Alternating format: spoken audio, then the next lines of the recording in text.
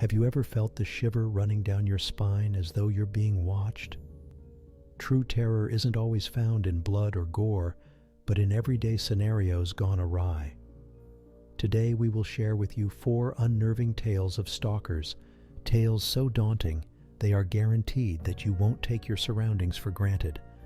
So sit tight and prepare to gaze over your shoulder as we venture through these disturbing narratives. Number 1. Eyes in the rearview mirror. As the sun left the sky and the evening painted the world in a shroud of darkness, Tom's evening commute appeared no different from any other day. Yes, the office had been its usual chaotic self, and the boss was as grumpy as always, but such normalcies of life failed to unsettle him anymore. The unease began with a chilly breeze.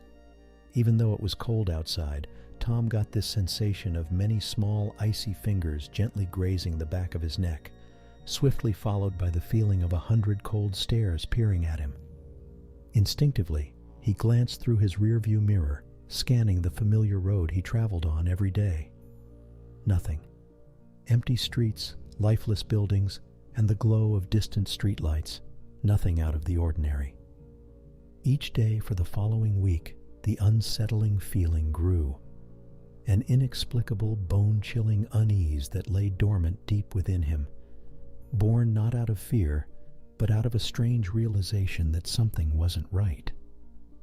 One evening, as the amber sunset gave way to the indigo twilight, Tom pulled out of his office parking lot as usual.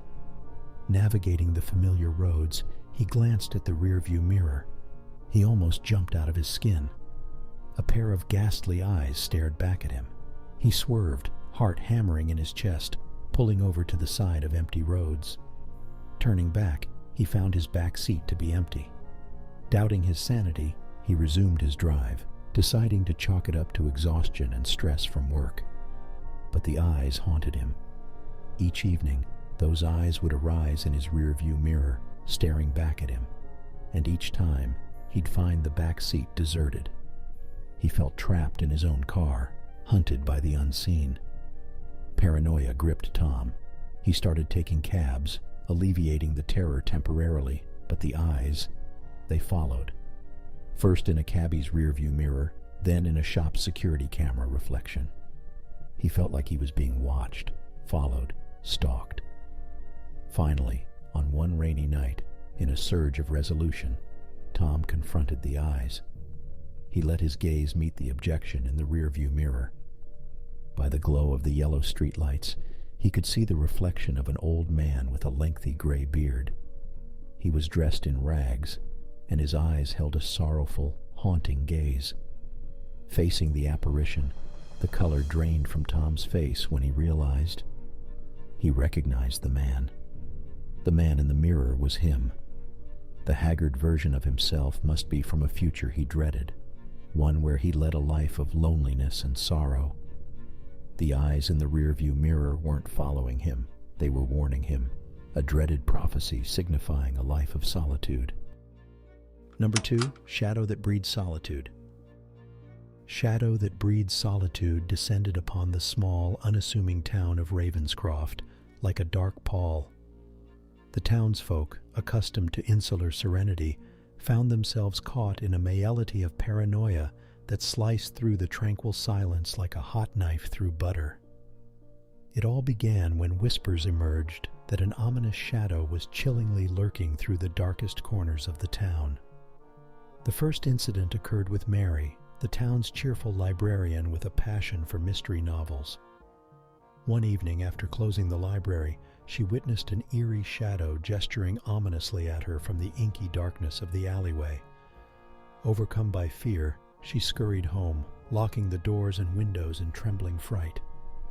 Next was Charlie, the jovial postman, who would often share his infectious laughter with the townsfolk. Walking back from his evening rounds, he claimed to have seen an unsettling silhouette lurk in the silent archways, its haunting eyes fixed squarely on him. Something sinister was afoot. These strange occurrences continued. The entire town was plagued by an impending sense of dread, the usual friendly exchanges replaced by hushed whispers and cold stares.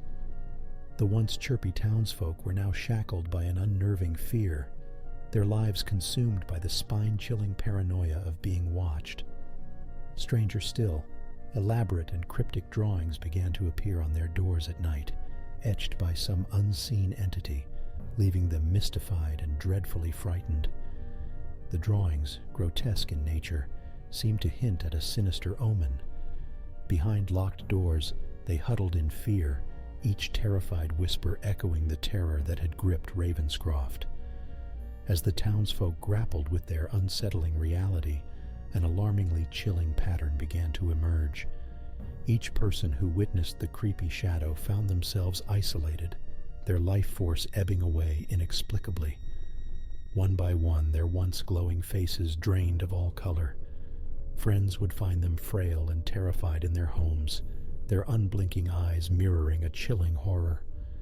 Every tick of the clock echoed the unending dread that the innocuous shadow of solitude would creep over them. The once bustling town was now trapped under the icy shroud of shadow. Nobody dared to step out after sundown. Ravenscroft, the charming sample of pastoral bliss, was now ensnared by a dreading shadow. The innocent laughter and casual chatter had died down, replaced by an unnerving silence that rebounded off the empty streets. This uncanny tale of fear gripping an entire town, casting them into a bone-chilling solitude, was only just beginning.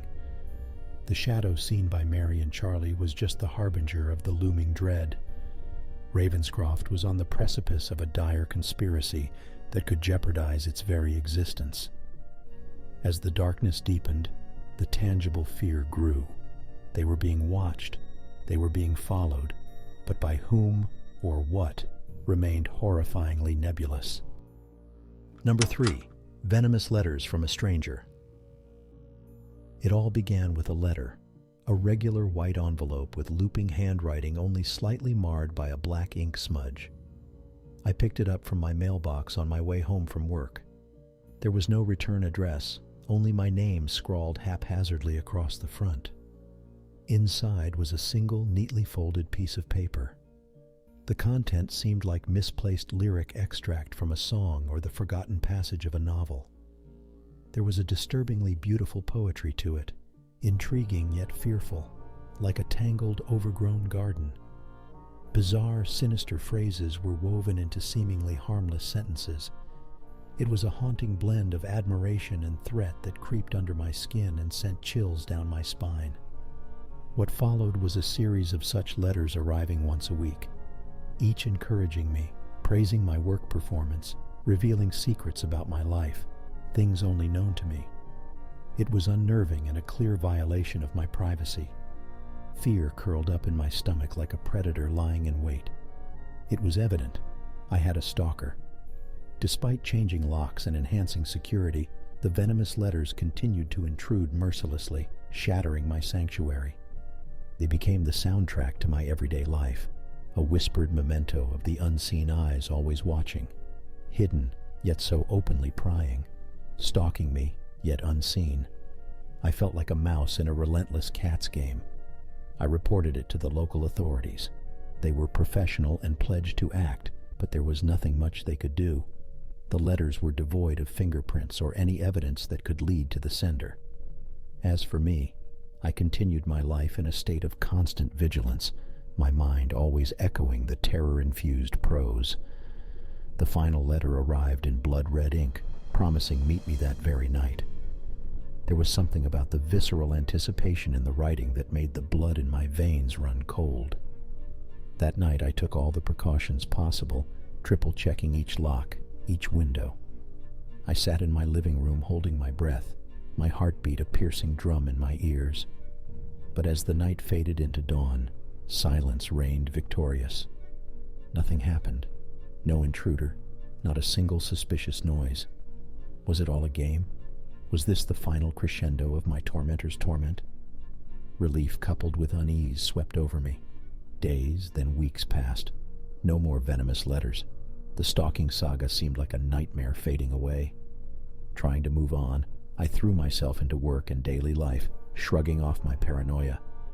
Night by night I convinced myself it was over. One evening, coming home late from work, I found a worn-out, dog-eared book resting on my doorstep. A shiver ran down my spine as I recognized the handwriting. It was the Stalker's. I glanced around, scanning the shadows, but all was quiet.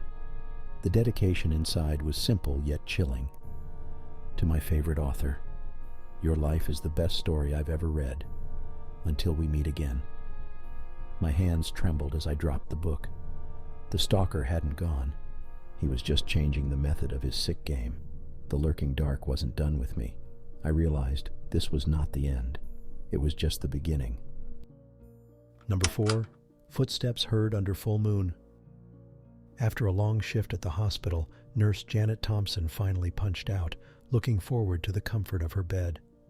She stumbled into her car, fatigue overwhelming her. The drive home was always long and lonely, a small consolation for the solitude she preferred. With the car's roar as her only company, she navigated the quiet, moonlit suburban streets.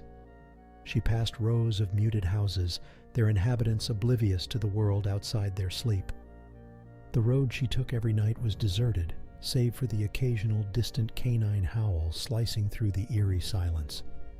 More than halfway home, Janet noticed an odd echo in the car's rhythmic purr. It was barely noticeable, a soft crunching of gravel keeping time to the car's gentle sway. As minutes slipped away, the disturbing synchrony didn't falter. The realization dawned on her. Footsteps. She was hearing footsteps falling in time to her driving. Panic tied her stomach in knots. Her heart pounded in her ears. She glanced at the rearview mirror to pave her suspicions, half expecting a malicious face grinning back.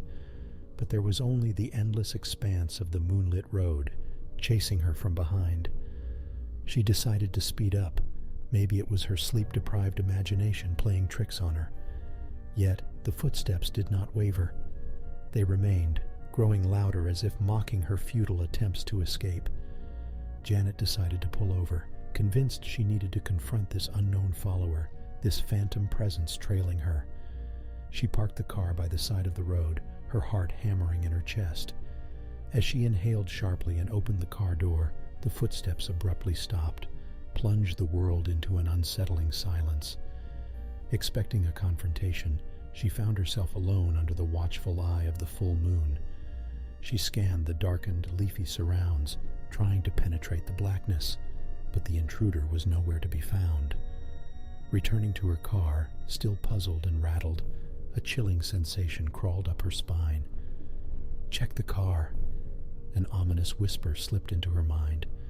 The logical part of her brain, however, dismissed that as residue fear. Having decided to let that thought slide, she stepped back into her car and drove the remaining distance home, the memory of the footsteps still echoing in her ears. As Janet parked outside her house, glancing at the rearview mirror one last time, her heart stopped in terror. The reflection from the moon, now resting high, illuminated a figure hiding in the back seat. The last sound she heard was the soft crunch of his footstep as it invaded her quiet world. An unsettling silence then fell upon the moonlit street, registering only the soft whimper of an engine cooling off.